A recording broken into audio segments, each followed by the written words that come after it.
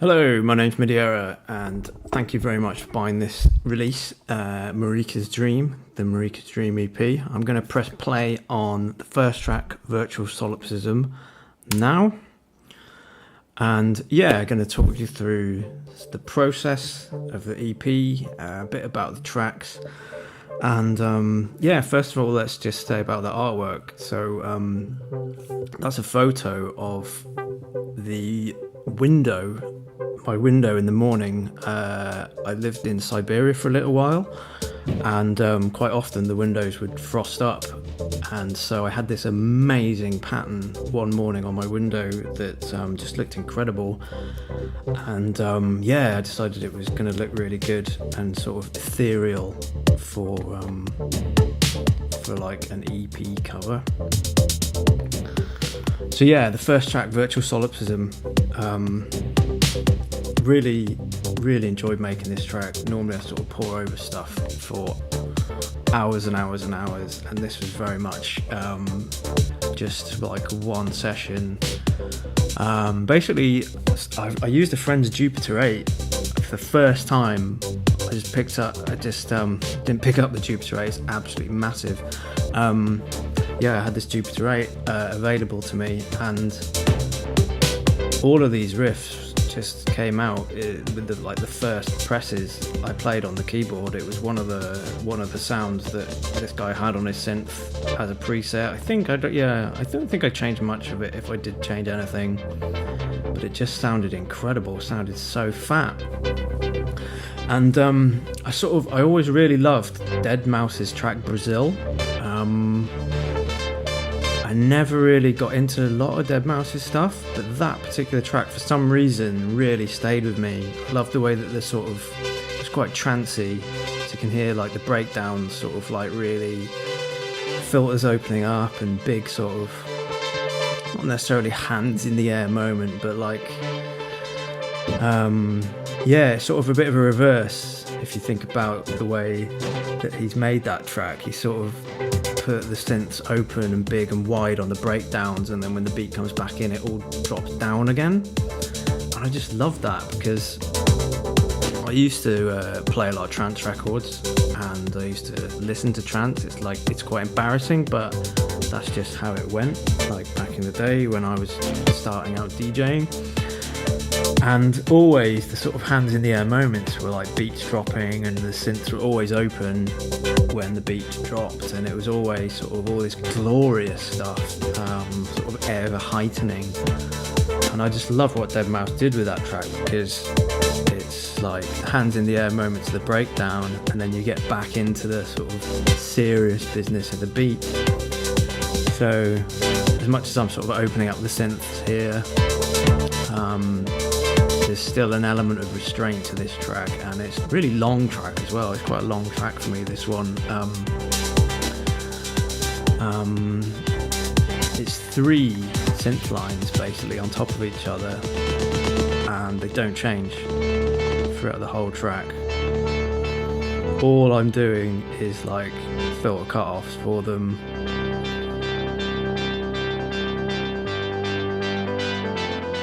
That little arpeggio bit, that was an addition, but it's so layered that they all sort of merge together. This was made in Ableton Live. It was also sort of automated in Ableton Live. Yeah, very much over the space of like one day, with like default 909 core kit and probably like the glue compressor on it. I like all these little fills and things, because I don't normally ever do fills or like real like EDM style. That's the second drop there. So yeah, I don't normally do all that sort of build stuff, or I guess I could have put a riser in there, or had the interesting thing about this track, which the whole idea with these is that like I just made them very quickly. I didn't pour over them, I didn't go into massive detail. So yeah, I mean technically I don't think they're like amazing at all, but I just wanted to keep moving with them. And so, yeah, I could have put huge impacts. There could be rises, there could be downshifters, there could be sort of more details for sure. But this was more about like, yeah, just making it flow a little bit and making it sort of feel quite natural. And what ended up happening with this track is this was like version 4 of it, and I ended up making like 12. I think I did make 12 versions, but they were not very different, and I like version 4 was fine, and the version 4 I'd made after just a number of hours. Version 12 would come really later in the day, but I stuck version 4 on my iPod, I think, and I kept travelling to London. And every time I travelled to London, I sort of really enjoyed listening to this track, like watching sort of Canary Wharf and yeah, just how big and epic, incredible London was, or is. And this sort of fitted that scenario.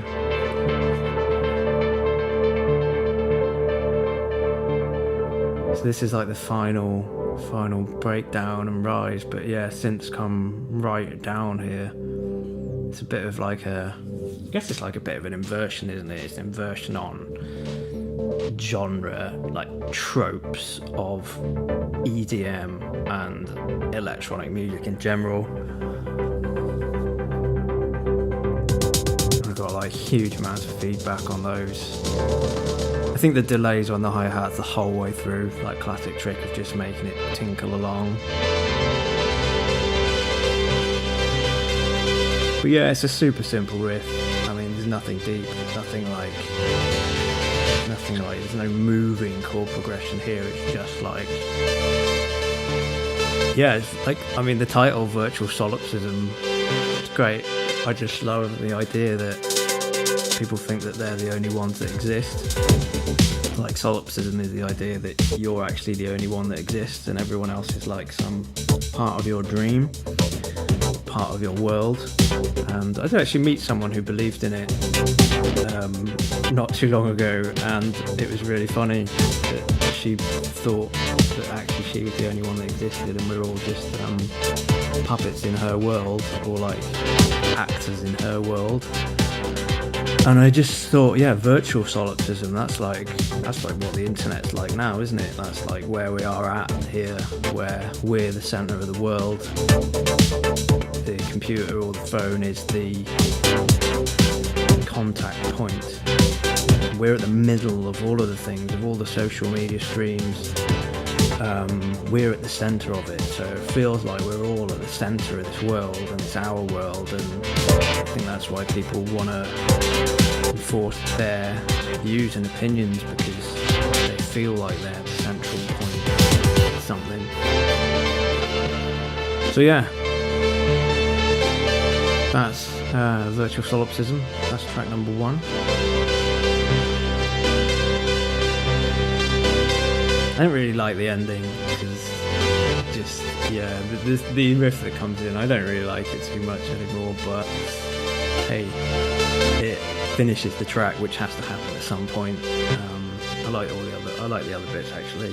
It's sort of, yeah, if you think of like central London, or like looking over like landscape of central London coming in on the train, or like, yeah, it fits it for some reason. I never expected it to. It wasn't like designed with London in mind at all, but for me, I have huge connections to London and the way that it made me feel, and the way it was full of people.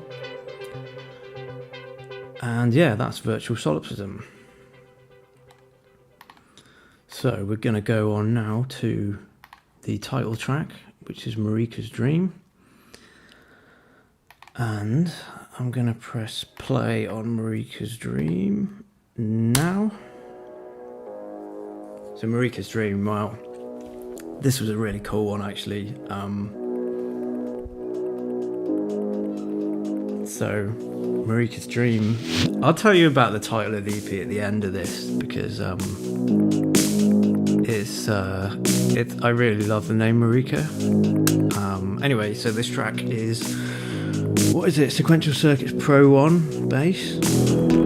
And SH101 for like that bit, sort of really wobbly boards of Canary,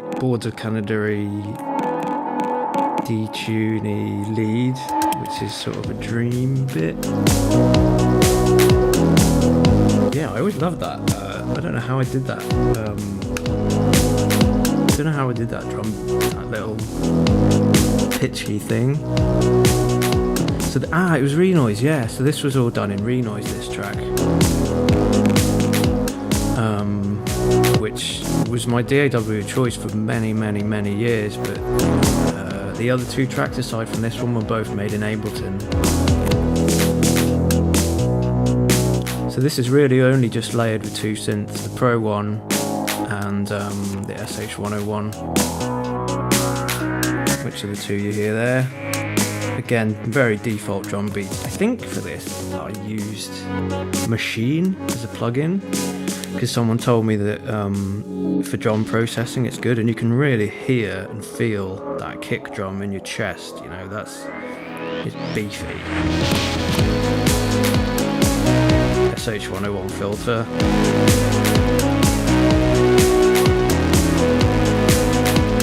Someone related this track to what's that Lindstrom track, like Shot, Final Shot or Closing Shot? Yeah, they said it was like Lindstrom-esque. And also a really big producer friend of mine said he wished that he made this track, which was like, wow, I can't believe you said that. Because, yeah, I don't know, is it 4-note main riff? And again, doesn't really change. You've got this. I knew I had to do a B section when I did this. This was like the only thing for this track. Yeah, I knew I had to do a B section, so this is the B section. I did originally have a sample in this track, but I got told by a friend of mine to take it out because it was too cheesy.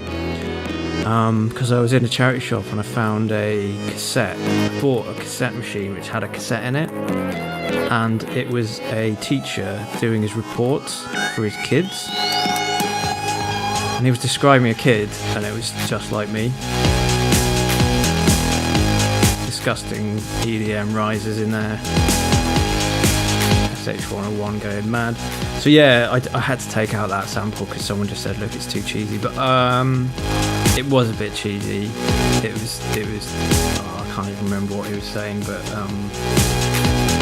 was basically, for me, sounded like he was describing me. But I ended up taking it out because it was sort of, sometimes with samples he's sort of leading people to feel something that doesn't match the music, and I think that's what it was. It just didn't really sit with the track very well. Cool, so this is the outro of Marika's Dream. Love the Pro 1, what an amazing synth. I've done a sample pack with the Pro 1 as well for Loop Masters, but all of the names had to change for that because it was copyrighted. Love that wonky riff at the end there.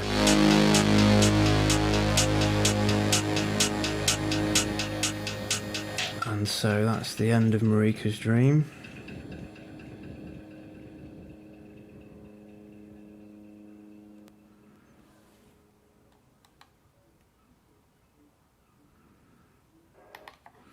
Okay, and then we go on to the final track, which is Uncanny Valley, which is not for the faint-hearted. So 3, 2, 1, playing Uncanny Valley. And what I've got to remember to do is say what Marika's Dream is at the end of this, otherwise I'm going to forget. Uncanny Valley. So I made this on a Sunday, and yeah, I just realised that I wanted to make some techno, and I used to DJ techno a lot, and it's sort of, I don't know, if you can, I think exercising restraint in track making is really important, like minimal elements, and I have not been good at that over the years. I've always sort of wanted to throw more at it. So I saw this guy play one time, and he was playing a modular, but he was unbelievably restrained and really slow in his movements. And I realised that was a really beautiful way to play synths, and it leaves you like right on the edge, wanting more. So yeah, there's lots of sort of synthy, filtery things happen. I love the kick drum automation that I did on this, like just occasionally dropping out the kick drum and just leaving it interesting, so it's not just a loopy thing. Deliberately massive synth bass on this one.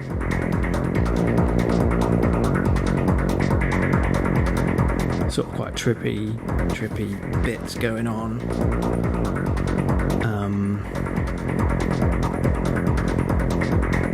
Sort of really active. I definitely made this track in about 3 or 4 hours. And the funny thing about this track is it's one of those ones where I lost the session. I can't remember what happened to it. It just disappeared. I think I worked on it having never saved it, because there was no save file. I think I made it, exported it, and then when it said at the end, do you want to save your track? I think I clicked no, because I don't even know why. So I sort of got home later that night, listened back to it, went in the studio again afterwards, and was like, shit, I didn't save that whole track. So this is the only version that ever exists of this track. And it was originally called Techno Traffic, but I thought that was a really shit name. So yeah, for this EP, I just sort of thought Uncanny Valley. Because Uncanny Valley is like a concept of puppets or marionettes or robotics trying to look like humans and looking very much like them, but giving you that sort of sick feeling that they aren't human, and it makes you feel weird. So yeah, Uncanny Valley. There was no plan to give each of these tracks a 2-word title, but that's just the way it went.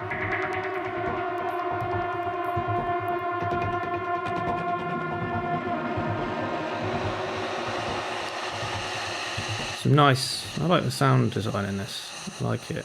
And it should have dropped there, shouldn't it? That would have been an equal dropping moment, so there's a nice break. And I think this sample's from... I'm just gonna have to ignore that phone ringing. I think that sample's from Junkyard Percussion, the sort of reversey, cymbally, metallic thing. Pretty sure that's from my Junkyard Percussion sample pack, which I did with Loop Masters in about 2014.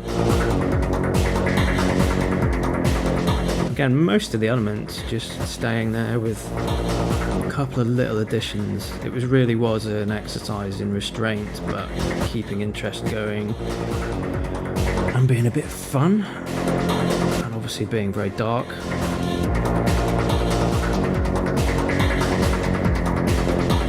I think what happens with most techno tracks, in my experience, is they sort of get darker and heavier and more distorted. And I think for me, when I was working on this one, by the end of the track, I wanted to make it like nice. I wanted to make it melodic. I wanted to make it, sort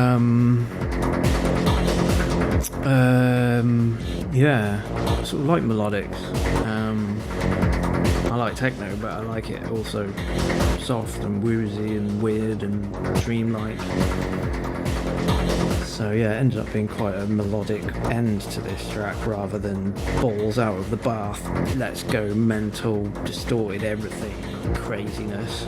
So it's sort of, in that sense, it ends the EP quite nicely. And again, all I can hear when I listen to this is like CJ Bolland, like his I'm not saying that I sound like CJ Bolland, I'm saying my influences for this sound massively would be CJ Bolland. I was also a huge fan of a guy called KD Smith. Absolutely no idea what that sound is, but it's nice.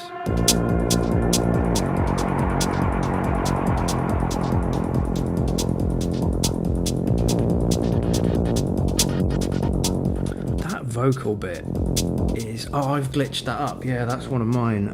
I used a plugin called FabFilter Volcano. And I think actually most of the little trippy bits that are happening in this are from FabFilter Volcano. So I'd honestly recommend that. I really would say that if you only ever buy one plugin, you buy FabFilter Volcano, because it's an EQ, it's a compressor, it's a noise gate. It'll do so many things. Yeah, you just gotta... It's most highly recommended plugin, and if you can get it in a sale, I think you can get it for like 40 or 50 quid. Cool, so here we go with the melodic bit.